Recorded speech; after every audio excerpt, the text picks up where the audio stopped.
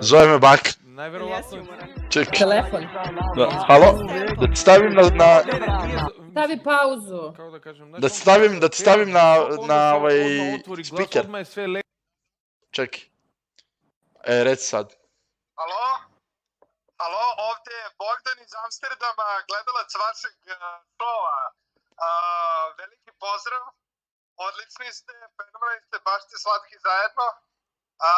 Želim da vam kažem da vas gledam svako veče, super ste.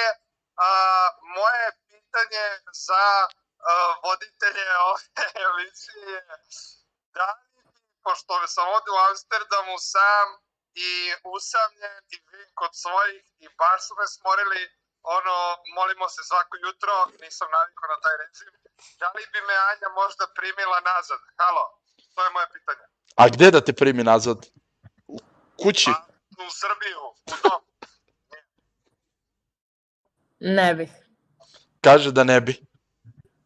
Halo, molim? Ne bi. Ne bi, žao mi je. Kaže...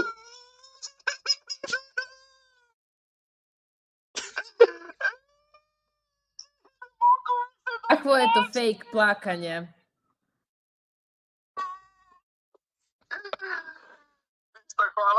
Hvala vam svima. Doviđenja. Nastavite, super, gledam i sa porodicom i babom i dedom. Hvala što ste zvali, hvala, prijatno, doviđenja. Evo. Kak je to generik. Idemo dalje. A što misliš da je fake plakanje, on ovako plače?